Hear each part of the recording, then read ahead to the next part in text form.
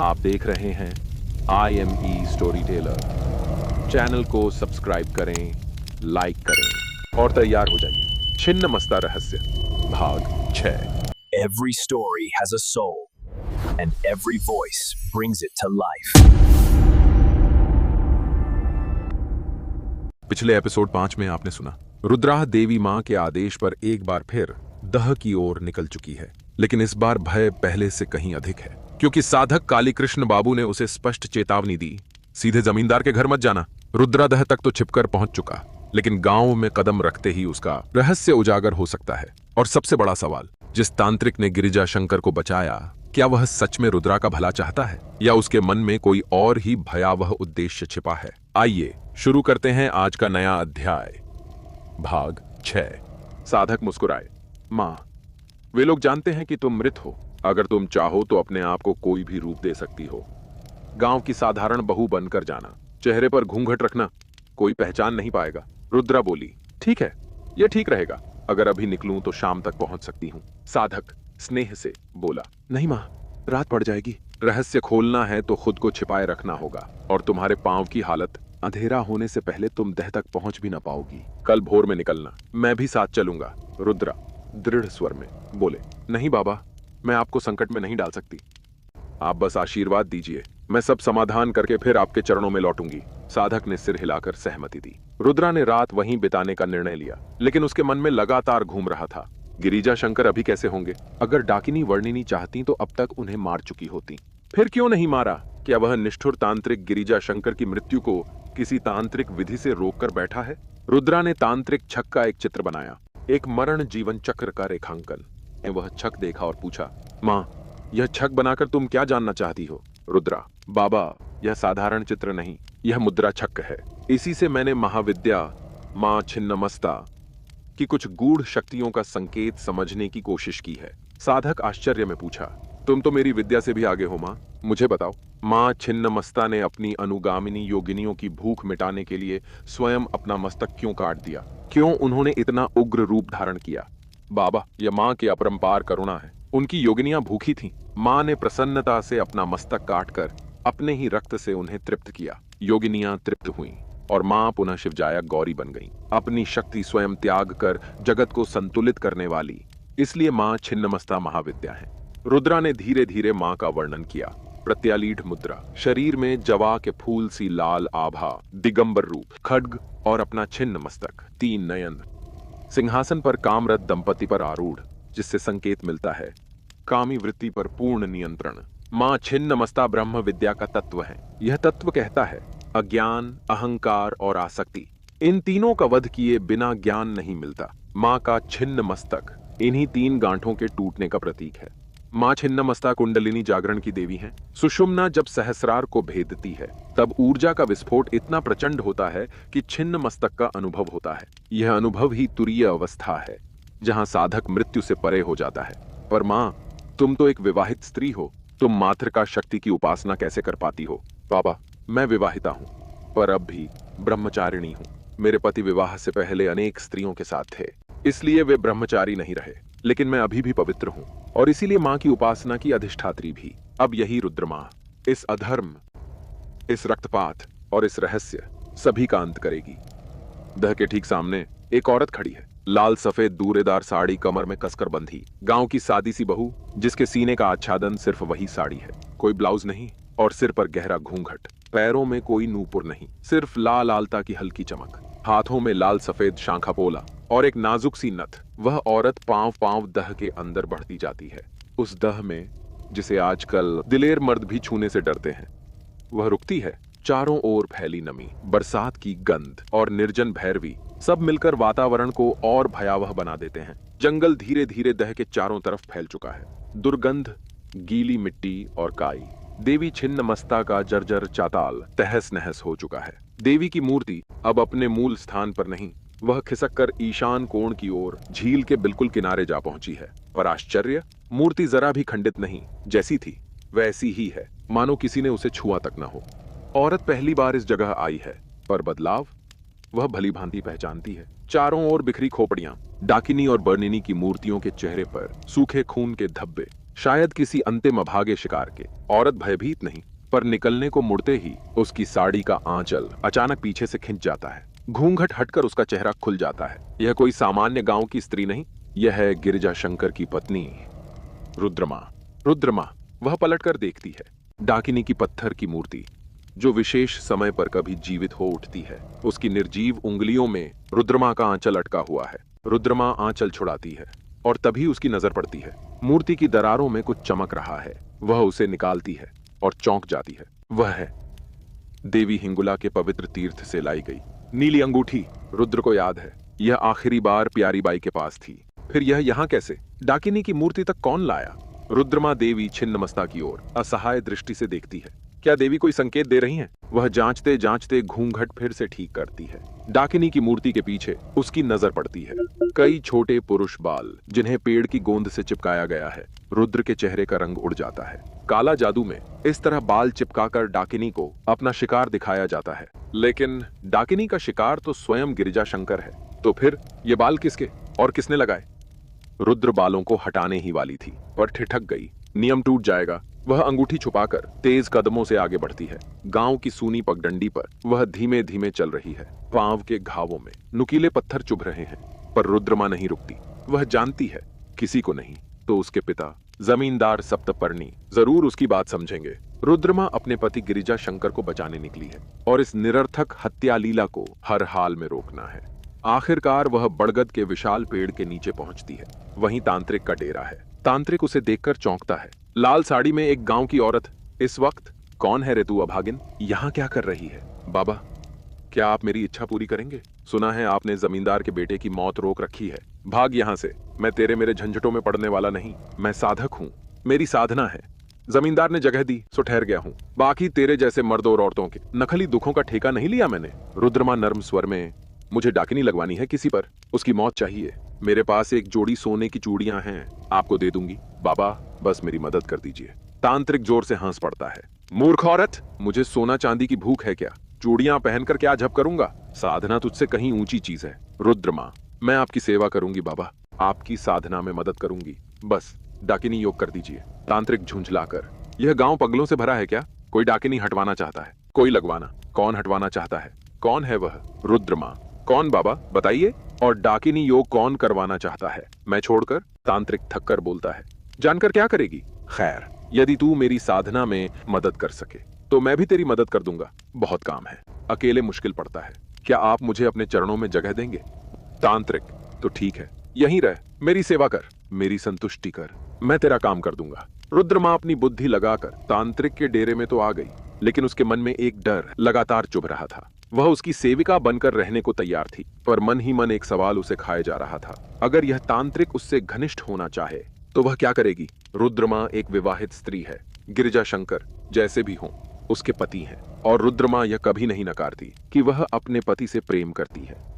गिरिजा ने प्यारी बाई को वह अंगूठी देने के अलावा उसके साथ कोई बड़ा अपराध नहीं किया था। रुद्रमा ने निश्चय किया, वह हर समय अपने घूंघट में रहेगी। किसी भी हाल में उसका चेहरा उस तांत्रिक को दिखना नहीं चाहिए। कौन जाने उसका रूप देखकर तांत्रिक के मन में कोई नीच इच्छा जाग उठे। रात का दूसरा पहर था। रुद्रमा पेड़ के नीचे बने डेरे के एक कोने में लेटी थी। मच्छर लगातार भिनभिना रहे थे। उसकी आंखें झपक रही थीं, लेकिन वह सोएगी नहीं, क्योंकि तांत्रिक अभी भी जाग रहा था, एक मानव खोपड़ी लेकर किसी गूढ़ साधना में लीन। पर एक बात साफ थी, तांत्रिक ने आज तक रुद्रमा का अनादर नहीं किया था। उसकी जबान भले खुरदुरी हो, वह निगु गोत्र का तांत्रिक हो, पर उसने रुद्रमा की ओर एक बार भी कुदृष्टि नहीं डाली। रुद्रमा उसके लिए पानी लाई, चावल दिए, सामान सहेजा। तांत्रिक ने उससे कहा था, 4 मुट्ठी चावल उबाल कर खा ले और सो जा। वह उसे देखती है, देवियों की 10 महाविद्याओं की पूजा में डूबा हुआ। शायद वह 4 महाविद्याओं की पूजा पूर्ण कर चुका है। अब उसकी साधना का लक्ष्य देवी छिन्नमस्ता, और इसलिए वह आया है इस जागृत भवानीपुर में। लेकिन एक सवाल रुद्रमा के मन में कांटे की तरह चुभ रहा है। तांत्रिक ने इतना निर्दयी उपाय क्यों बताया? गिरिजा की जान बचाने के लिए इतने लोगों की बलि क्यों? वह सारी रात जागी रही, कोई नहीं आया, कोई उत्तर नहीं मिला। सुबह होते होते वह थक कर सो गई। अचानक उसके चेहरे पर ठंडे पानी की छींटे पड़े। वह चौंक कर उठ बैठी, घूंघट ठीक किया। सामने तांत्रिक खड़ा था, हाथ में घटी। अभागिन की बेटी सेवा करने आई है, इतनी नींद किस बात की रे बंजर? रुद्रमा विनम्रता से, बाबा आंख लग गई थी, बताइए क्या करूं? मन ही मन वह अपनी किस्मत को कोसती है। कहाँ वह बारिशाल की जमींदार कन्या, कहाँ आज यह दशा? कहाँ खो जाती है रे मूर्ख? चल सब सामान समेट, आज मैं झोला लेकर जमींदार के घर जाऊंगा और तू भी चलेगी, एक अभागिन बनकर।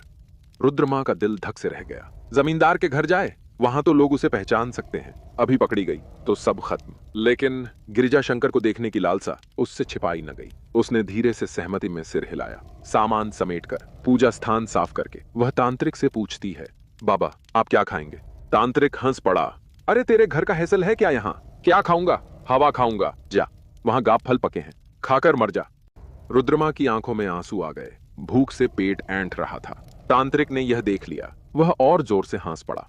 अभागिन, जा, उधर केले का बाग है, कई गौरे लदे हैं, जो चाहे खा ले। रुद्रमा मन ही मन सोचती है, काली कृष्ण बाबू ने उसे कितनी इज्जत से रखा था, और यह तांत्रिक निगू गोत्र का होते हुए भी उतना दुष्ट नहीं जितना उसने सोचा था। वह अपनी साधना में डूबा है और गिरिजा को बचाने के लिए एक भयानक उपाय सुझाया है। पर क्यों? रास्ते में वह पूछ बैठी, आबा आपने जमींदार को इतनी भयानक सलाह क्यों दी? एक को बचाने के लिए इतने लोगों की मौत। तांत्रिक ने झट उत्तर दिया, हम निगू गोत्र के तांत्रिक होते ही ऐसे हैं, हमारे उपाय डरावने होते हैं। पर बात सच है, एक प्राण के बदले कई प्राण जाएंगे। गिरिजा शंकर ने बड़ा पाप किया है। माता पर पांव रखा था उसने, और माता को अपनी रखैल बनने का निमंत्रण दिया। माता की एकनिष्ठ भक्त ने क्रोध में आकर उसे डाकिनी योग में सौंप दिया। डाकिनी उसे मार देती, जैसे उसके दोस्त को मारा था। पर जाने कैसे गिरिजा जीवित बच गया। शायद उसकी पत्नी एक तंत्र साधिका है। रुद्रमा का हृदय एक धक से रह गया। पत्नी तंत्र साधिका, क्या वह स्वयं? तांत्रिक आगे बोला, वह भक्त फिर मेरे पास आया, क्योंकि डाकिनी को रोकना अब उसके बस में नहीं था। वही है जिसने यह पूरा खेल शुरू किया है। रुद्रमा स्तब्ध। कौन है वह? कौन चाहता है गिरिजा की मृत्यु? कौन है असली शत्रु? अभी वह पहचान नहीं पाई है, पर सत्य बहुत पास है। जमींदार के विशाल घर में प्रवेश किया तांत्रिक ने, और उसके पीछे सेविका के रूप में रुद्रमा। रुद्रमा के मन में एक हूक सी उठी। धीरे, यही वो चौखट जहां दूध हल्दी के पांव डुबोकर उसने गृह प्रवेश किया था। यही वो दहलीज जहां सास ने मुस्कुराकर उसे आशीर्वाद दिया था। आज उसी चौखट को चुपचाप पराई बनकर पार करना था। नायब ने तांत्रिक का स्वागत किया। रुद्रमा घूंघट के भीतर खामोश खड़ी रही। नायब महाशय, ये आपके साथ कौन? तांत्रिक, मेरी सेविका। दोनों अंदर की ओर बढ़े। अंदर पहुंचते ही रुद्रमा की नजर पड़ी वंदना पर। रुद्रमा ने इशारा किया। वंदना पास आई तो रुद्रमा ने घूंघट के भीतर से बदली हुई आवाज में कहा, रुद्रमा, ओ लड़की, जरा पानी पिलाएगी? तुम्हारी बूदी को बुलाओ। वंदना आह भरकर, अरे दीदी, बूदी मर चुकी। दादा तो टूट गए। रुद्रमा का मन भर आया। चाहकर भी वह उसे गले लगाकर नहीं कह सकी, तेरी बूदी यहीं खड़ी है। जी ने मिट्टी के गिलास में पानी दिया। रुद्रमा हल्का सा हंसी। कभी चांदी के बर्तन, और आज ये समय सच में इंसान को क्या क्या दिखा देता है। तभी नायब का बेटा दुर्निवार खजाने वाले कमरे से निकलकर आया। अब वह पहले जैसा रोगा सा लड़का नहीं रहा। रेशमी पंजाबी, गर्दर की धोती, गर्दन में सोने की चेन, ठीक वैसा पहनावा जैसा गिरिजा शंकर का हुआ करता था। रुद्रमा के मन में शंका और गहरा गई। जमींदार बाबू तंबाकू की गुड़गुड़ी के साथ बैठे थे। तांत्रिक बैठने से मनाकर जमीन पर पांव फैलाकर बैठ गया। बोलिए, क्या आपने सोच लिया? अपने बेटे की जान बचानी है तो उसकी सारी संपत्ति त्यागनी होगी। उसका पाप तभी कटेगा जब वह निहस्व होगा। उसके पाप का बोझ दुर्निवार उठाएगा। नायब हाथ जोड़कर, जमींदार बाबू ने हमारी नस नस संभाली है, हम अपना सब कुछ कुर्बान कर देंगे। मेरा बेटा चाहे मर ही क्यों न जाए, हम छोटोकर्ता को कुछ नहीं होने देंगे। रुद्रमा के भीतर सब साफ होने लगा। यह सब जमींदारी हड़पने की साजिश है। डाकिनी योग के नाम पर गिरिजा शंकर को फंसाकर उन्हें मारने की पूरी योजना थी। नायब के बेटे ने गिरिजा की अंगूठी और बालों का गुच्छा देवी की सहचरी मूर्तियों पर चढ़ा दिए थे, ताकि डाकिनी उसे कभी न भूले। उसके भीतर ज्वाला भड़क उठी। अब देर नहीं, मुझे आज ही गिरिजा के पास पहुंचना होगा। उन्हें सच बताना होगा। नायब और उसका बेटा, सबको बेनकाब करना होगा, वरना वे पूरे परिवार को खत्म कर देंगे। देवी ने उसे इसलिए लौटाया था क्योंकि सत्य अब सामने आ रहा था। रुद्रमा घूंघट के भीतर मुट्ठियां भींचकर निर्णय कर चुकी थी। आज खेल बदलने वाला था। पैरों की आहट को दबाते हुए रुद्रमा धीरे से कपाल द्वार पार करती है। सभी की चर्चा चल रही है, पर किसी को अंदाजा तक नहीं कि वह वहां से खिसक रही है। तांत्रिक सबको समझा रहा है किस तरह अब से डाकिनी दुर्निवार को ही अपना शिकार मानेगी, और कैसे गिरिजा शंकर डाकिनी योग से मुक्त हो जाएगा। शैलबाला अपने बेटे की जान बचाने के लिए दुर्निवार को अच्छी बनाकर गिरिजा के जीवन और अधिकार देने को तैयार है, पर बूढ़ी ठकुरझी के मन में संशय है। रुद्रमा जैसी बहू इतनी आसानी से मर कैसे सकती है? अगर वह होती तो गिरिजा की जमींदारी कभी दुर्निवार को न मिलती। वह जानती है पाप से मुक्ति का रास्ता है अनुताप, और अनुताप के बाद क्षमा सिर्फ माता ब्रह्ममयी तारा ही दे सकती हैं। रुद्र के लिए सब कुछ अब बिल्कुल स्पष्ट था। दुर्निवार और उसके पिता ने पूरी साजिश रची थी। डाकिनी को गिरिजा के पीछे लगाने के लिए उसकी अंगूठी और बाल माता की सहचरी मूर्तियों में चढ़ा आए थे। रुद्र चर्चा सभा से हटकर तेज कदमों से अपने कमरे में पहुंची। दरवाजा भींचकर बंद कर दिया। गिरिजा शंकर अकेले बैठे थे।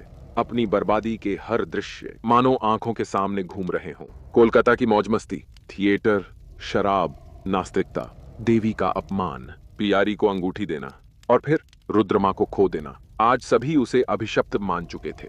तभी दरवाजे की आहट होती है। एक घूंघट में ढकी झी खड़ी है। गिरिजा चिड़चिड़े स्वर में, क्या चाहिए? कह दो, मैं नहीं जाऊंगा। लेकिन वो आवाज, वह तो रुद्रमा।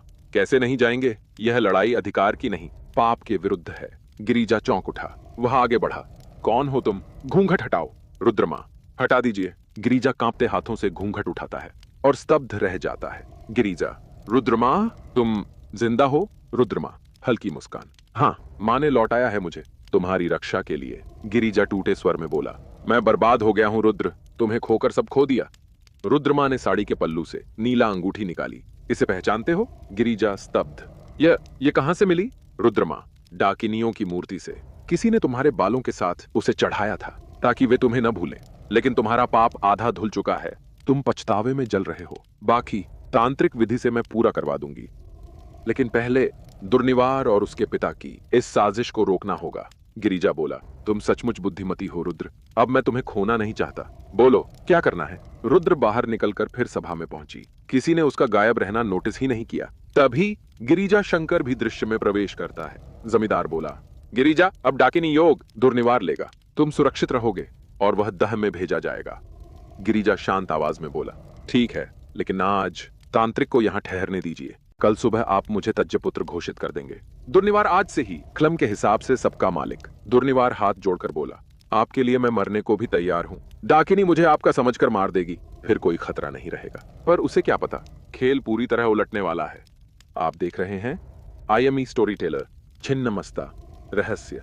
क्या आपको सच में लगता है कि जमींदार कल सुबह गिरिजा को तज्जपुत्र घोषित कर देंगे, या फिर यह सब सिर्फ एक जाल है? एक ऐसा जाल जिसमें फंसकर दुर्निवार, तांत्रिक और यहां तक कि खुद जमींदार की किस्मत भी पूरी तरह बदल सकती है। या फिर कहानी में कोई ऐसा मोड़ आने वाला है जो पूरे खेल को अचानक उलट देगा और सब कुछ वैसा नहीं रहेगा जैसा अभी दिख रहा है। आपकी जो भी सोच हो जरूर कमेंट में लिखकर बताएं, क्योंकि आपकी राय से ही अगले भाग की दिलचस्पी और भी बढ़ेगी। अगर वीडियो अच्छा लगा हो तो लाइक, शेयर और सब्सक्राइब करना बिल्कुल मत भूलिएगा, क्योंकि अगले भाग में आपके पूछे हुए सवालों के जवाब सीधे कहानी के भीतर ही मिलेंगे। और यकीन मानिए, अगले एपिसोड में जो मोड़ आने वाला है वह इतना अप्रत्याशित होगा कि आप वीडियो के अंत तक नजरें नहीं हटा पाएंगे। बहुत जल्द मिलते हैं। अगला भाग, छिन्नमस्ता रहस्य। आपके अनुसार तांत्रिक मददगार है या किसी गहरे रहस्य का हिस्सा? कमेंट करें, सब्सक्राइब करें। बहुत जल्द आ रहा है अगला भाग।